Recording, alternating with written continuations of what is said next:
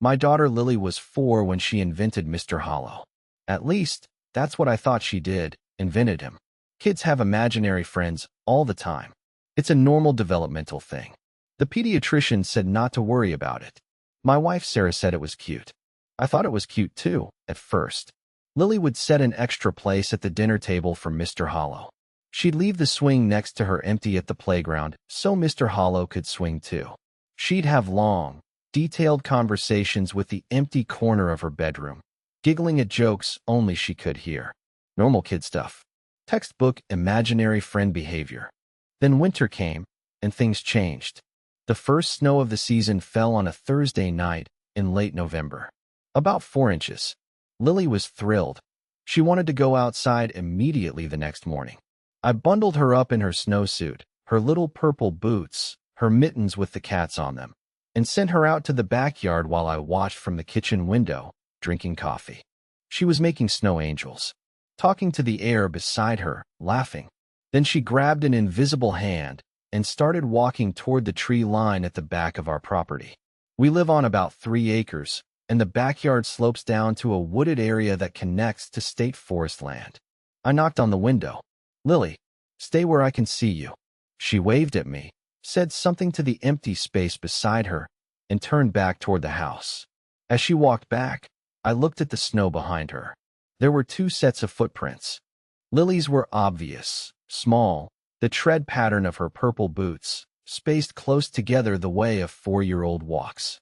But beside them, slightly to the left, was another set. These prints were larger than mine would have been. They were bare feet. Long, narrow bare feet, with toes that seemed too long, pressing deep into the snow. They went everywhere Lily's prints went, side by side, matching her pace. I put my coffee down and went outside. I stood at the back door and looked at the prints, following them with my eyes across the yard. Lily's prints came from the door, went to the spot where she'd made snow angels, went toward the tree line, and came back. The bare footprints started at the tree line and joined hers at the snow angel spot. They walked together toward the trees, turned around, and came back together to where Lily now stood on the porch. "Lily, who were you playing with?" "Mr. Hollow, Daddy." "Did you see anyone else outside?" "A grown-up?" "Just Mr. Hollow." I looked at the footprints again. They were definitely real. You can't fake the depth, the displacement of snow, the subtle melting around the edges from body heat. Something with very large bare feet had walked through my backyard with my daughter. I told Sarah. She looked at the prints, went pale, and immediately called our neighbor Dave, who's a retired police officer. Dave came over, looked at the prints, took some photos, and got very quiet. "Those aren't human feet," he said eventually. "Look at the proportions. The toes are too long relative to the foot. And count them." I counted. Each footprint had 7 toes. Dave suggested we set up a trail camera. I bought 3 that afternoon and positioned them covering the backyard. One on the deck, one on the fence, one on a tree at the edge of the woods. That night, I checked on Lily before bed. She was sitting up, talking to the corner of her room. "Mr. Hollow says you put up cameras," she said, not looking at me. My stomach dropped. "What else does Mr. Hollow say?" "He says it's okay. He doesn't mind. He says you won't see him on the cameras anyway. The cameras see what's real, and Mr. Hollow says he's not real the way we're real. He's real a different way." "What way is that?" Lily tilted her head, as if listening to something. "He says he's real the way a memory is real. You can't take a picture of a memory, but it's still there. A 4-year-old didn't come up with that." I tucked her in, kissed her forehead, and went to check the trail cameras. I reviewed the footage from the past 3 hours. The deck camera showed our empty backyard. Snow, untouched and perfect. Except the footprints were gone. I could see them through the kitchen window. They were still physically there. But on the camera footage, the snow was smooth and unmarked. The cameras couldn't see the footprints. I went back to the window. Still there. I went back to the camera feed. Nothing. I didn't sleep that night. Over the next few weeks, things escalated gradually. More footprints appeared each morning, in the yard, on the deck, eventually on the front porch. Always bare, always 7-toed, always invisible to the cameras. Lily continued her friendship with Mr. Hollow, chatting happily, playing games, drawing pictures for him with her crayons. I asked to see the pictures. She'd drawn a figure, tall, thin, standing among trees. It had no face. Where the face should have been, she'd left the paper blank. Not white. She'd carefully colored around the head shape, leaving a perfect void where features should be. Why doesn't Mr. Hollow have a face? I asked. He does. I just can't draw it. Nobody can. He says his face is like a word you can't spell. You know it's there, but you can't put it on paper. In December, the footprints started appearing inside the house. I woke up one morning and there were wet prints on the hardwood floor in the hallway. 7-toed, enormous, going from Lily's bedroom door to our bedroom door. They stopped right at the threshold, right at the boundary of our room. Sarah saw them and started crying. I called Dave again. He came over with his old service weapon and a deeply uncomfortable expression. I talked to a buddy of mine in the tribal police, Dave said. He lives near a reservation. I showed him the photos. He got real quiet. Then he said something I didn't understand in his language. Then he said, "Tell them to stop the child from speaking to it. Every conversation makes it more real. Every time the child acknowledges it, it gains weight in this world. Eventually, it will have enough weight to stay." Stay? What does that mean? He said it means that right now, it's like a radio signal. It's here, but it's not solid. It can leave tracks because it has some weight, but it can't do anything else. Not yet. But if the child keeps feeding it attention, keeps believing in it, keeps making it real in her mind, eventually it crosses a threshold. It becomes as real as you or me, and then it doesn't leave. What happens then? Dave looked at me for a long moment. He said they had a word for what happens. The closest translation was replacement. He wouldn't explain more than that. That night, I sat Lily down for a conversation I'd been dreading.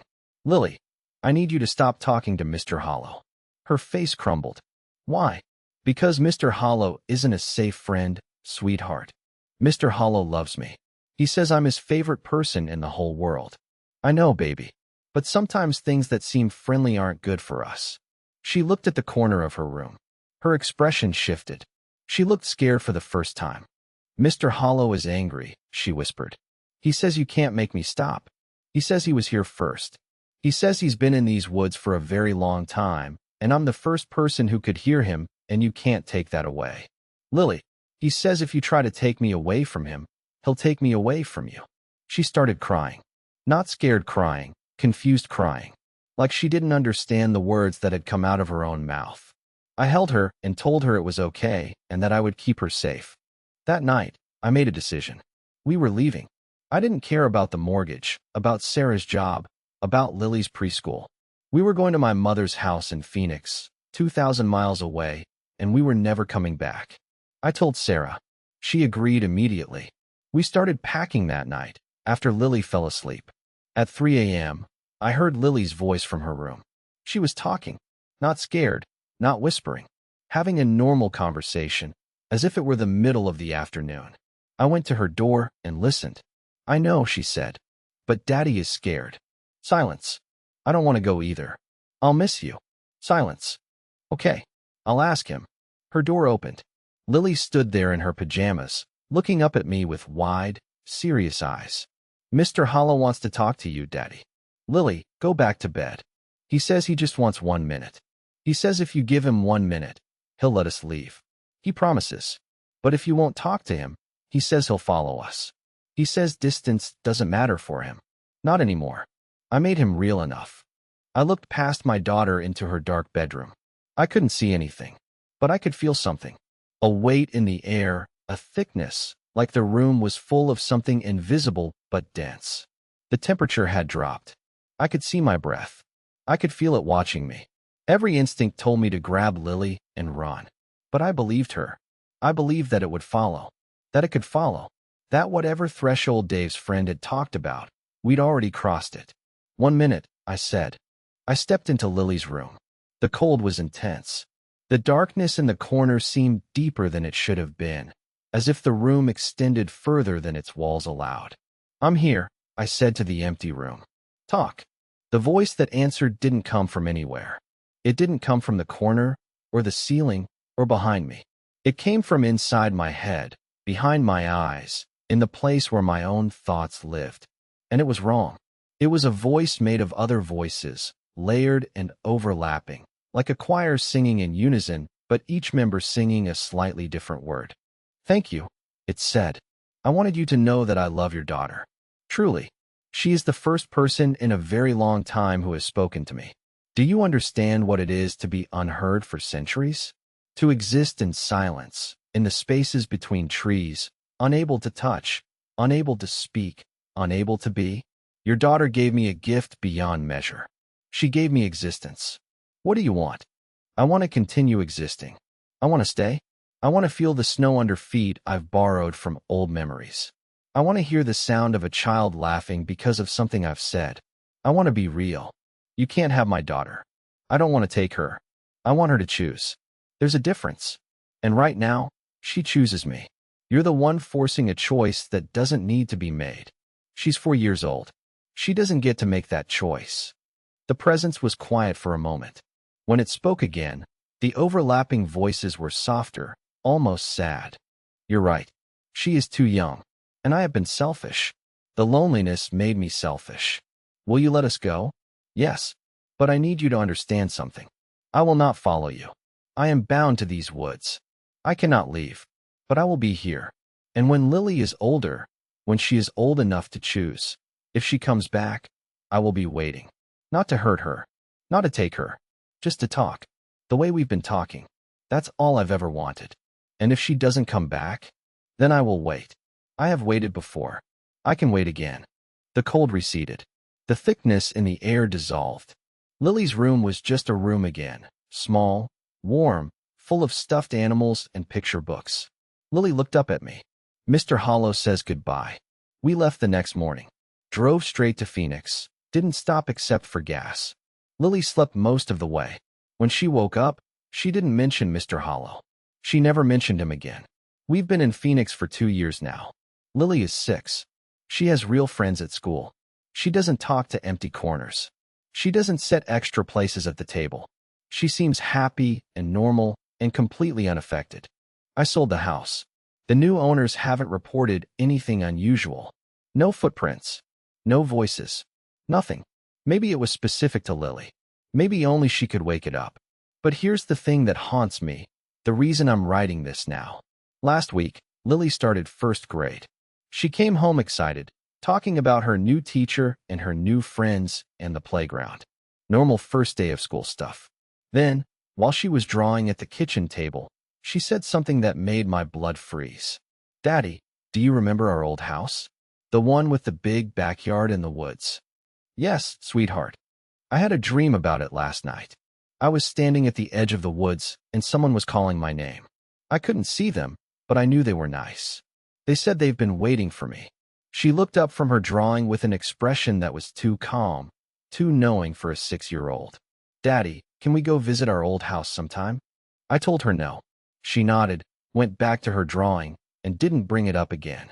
I looked at what she was drawing. A tall figure, thin, standing among trees. No face. Just a perfect, careful void where the features should have been.